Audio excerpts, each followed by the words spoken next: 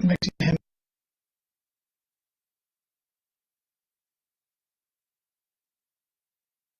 Bringing those guys in here, so his insight was spot on. Sorry, I meant to mention Edwards also, just Yeah. I mean, in terms of also Yeah, putting sure. him down. And Yeah, no, he's a heck of a football player, and really that's what he is. You're going to look at him, and you're not going to say he's the fastest guy, the biggest guy, the strongest guy, or anything. That he just knows how to play the game. He's got great instincts.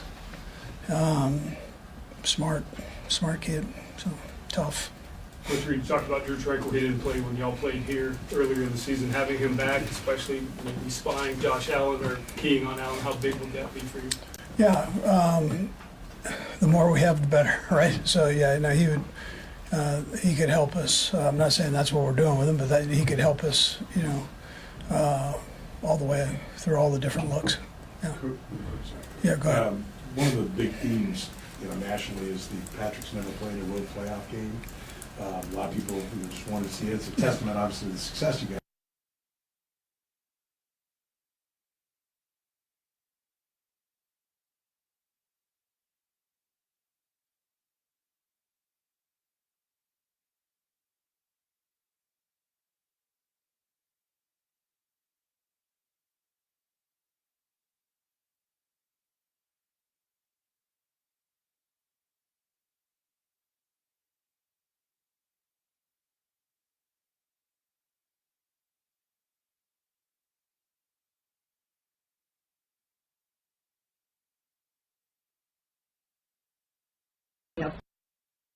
Despite those conditions last weekend, his body language was so positive during the whole game.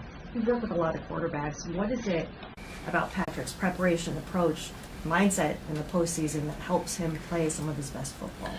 Yeah, I tell you all the way around, his preparation is phenomenal.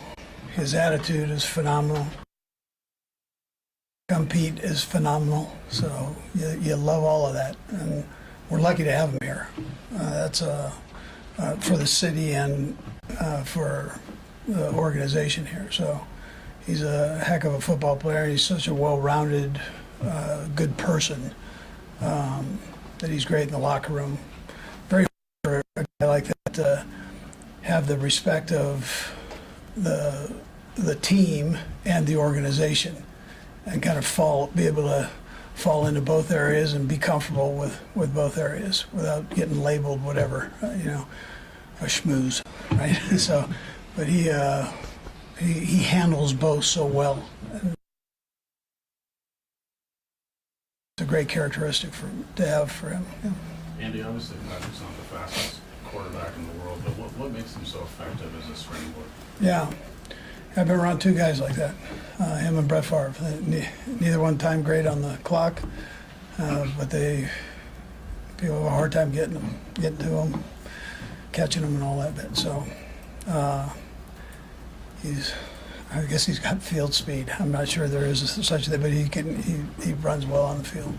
Maybe Kadarius Toney, was he all close to playing last week? And what's your optimism he could play on Sunday? Yeah, we'll see. We'll just see. I'm with Ross. And I'm just taking it day by day. See what they can do, and we'll go from there. But I'm hoping that they're feeling better. That's the main thing. Coach, after the game the other night, Rasheed talked about how he's got a better understanding of the rules, of like when to change the route. How much have you seen him grow in that capacity, and how much has A little bit better, Yeah. and he's got a great relationship with Pat, and they talk through things. MVS has been phenomenal for him, just sharing his knowledge and experience. So it's he's all ears. He wants to be great, and he's willing to work at it. He's willing to listen, which a lot of guys just turn the veterans off, but he wants to absorb all of that and take it in. generally speaking, how uncommon is that for a rookie in what you teach in the offensive scheme? Yeah, somebody hit me with that earlier in the season. Might have been you.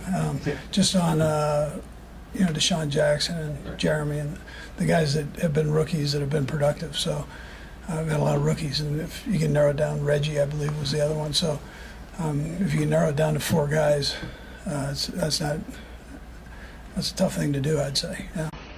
Coach, kind of follow up on what Sam was talking about with the running. Patrick, the arm talent we hear about, but it's not all just fastball, right? He has great touch and knows when to take it off, when to maybe kind of float it up there. But is there like a spatial awareness gene, like he understands all of that? Is that something you saw in him from the tape and from college, or is that something that you have to really get in the building and work with him to? Yeah. And does that contribute to his running ability as well? Yeah. So I'll tell you, he's got good feel, and so he throws a fairly easy ball to catch, which means that he has awareness of depth for sure, and everything's not a fastball. But he's got a feel for that, I'd tell you. So great touch on things. Coach, on Josh Allen, you've been facing him for years now, too, a lot of times, a couple times a year sometimes. How have you seen him kind of develop and kind of take it to that next level with his competitiveness and how he's played against you all? Yeah, great competitor. Real good football player. Again, he's got a knack for making plays and when they need plays. And not that he does it the other times, but when they need one, he's willing to step up there. So. And I think he's a good kid and handles things the right way from what I've been told. So, is there a trick to, like when he runs, you can get penalties when you're sliding, it kind of almost looks like he's going to slide and go. How difficult is that to figure out when you can take a shot at it? Yeah, I mean, the quarterbacks have that down pretty good, all of them. So you just have to be smart. On the defense side, you just have to be smart with it. Yeah. Coach, this will be the 3rd time you played this Bills team in the playoffs for a short amount of years. How difficult is it, preparing for a team that you play them in the playoffs, you play them in the regular season, that you know each other so well? Yeah, we've played them quite a few times. They're well coached, good football team. So like you play in the AFC West, you kind of get to know guys. They just haven't had the change up there, so it's been the same thing, and with a little different wrinkles, but the same people. So they've had consistency with it, and which means you've got to play good football on our side, and they've got to do the same. You got to be disciplined with what you do, and the guys have had reps at it. Do you go back in the archives a lot and look and see, this may work? Yeah, I mean, listen, we look at everything. That's what you do, but. They're doing the same thing. Right. So, yeah.